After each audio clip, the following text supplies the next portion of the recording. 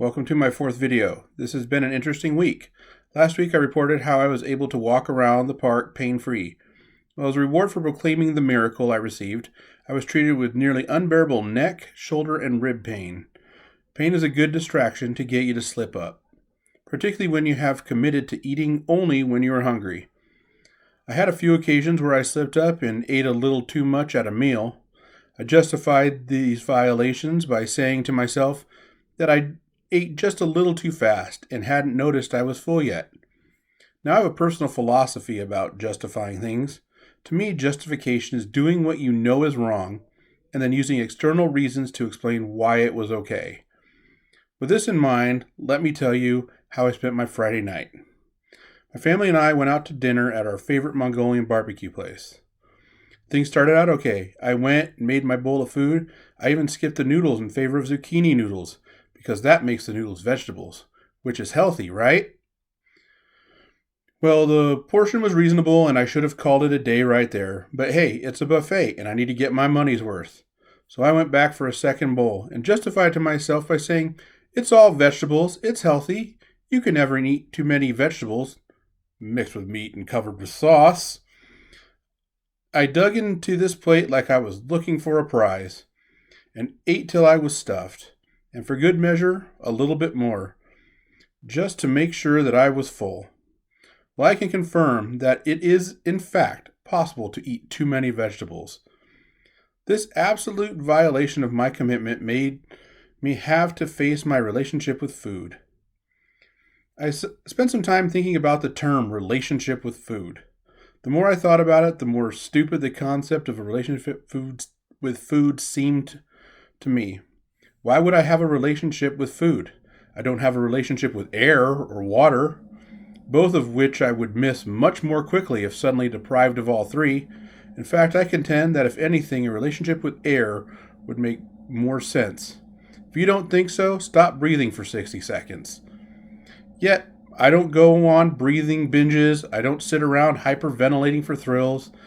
I don't plan what I should breathe. I don't get scuba tanks and breathe secretly in the basement. I can say pretty much the same for water. I would say my relationship with air is virtually non-existent. I breathe when I need to. In fact, because of my weight, I have sleep apnea, which means that I breathe a little less than I should. Again, water is the same story, including underutilizing it, as I'm sure I don't drink enough water either.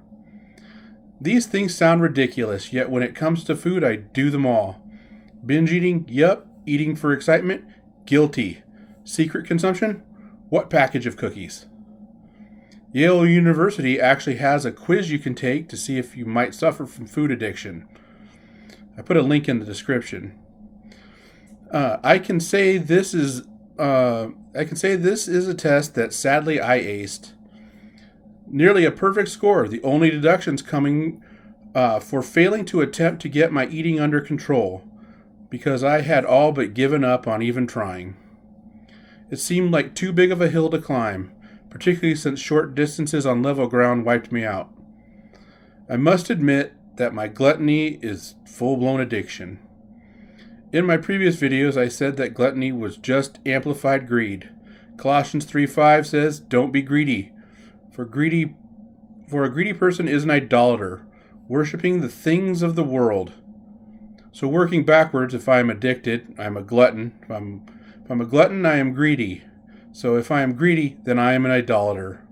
In fact, Paul makes this point a second time in Ephesians chapter 5, verse 5, where he says, "For of this you can be sure, no immoral, impure, or greedy person, such a person is an idolater, has any inheritance in the kingdom of Christ and of God."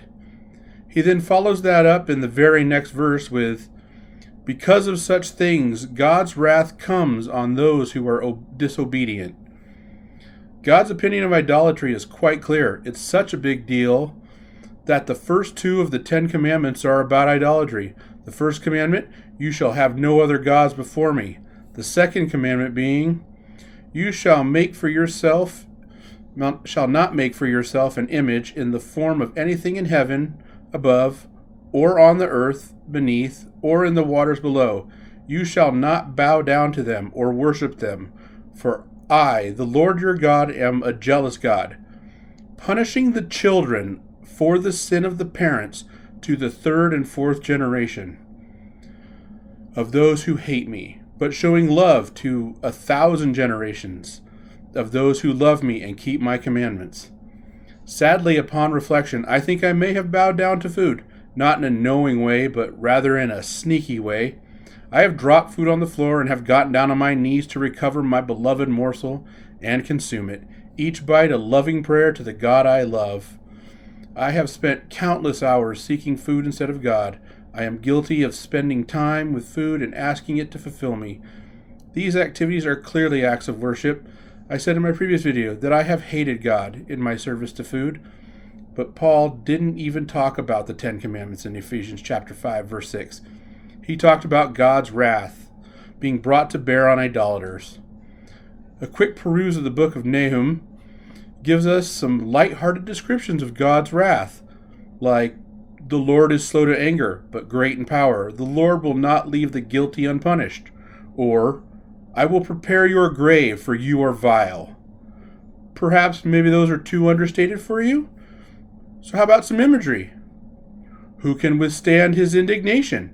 Who can endure his fierce anger? His wrath is poured out like fire. The rocks are shattered before him. All three of those verses came out of just the first chapter, and there's plenty more if you were interested. God's wrath seems like less than a good time to me.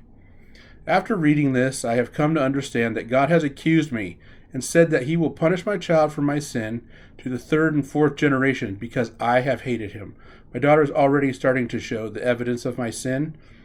I am determined to break this curse on my family. I also would like to be found blameless, and God has provided me the means to do this by offering his son as a sacrifice, so that my daughter will not have to pay the price for my sin.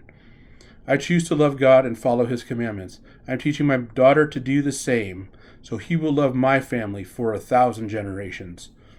I do not know how to express how much shame and sorrow I feel for my behavior.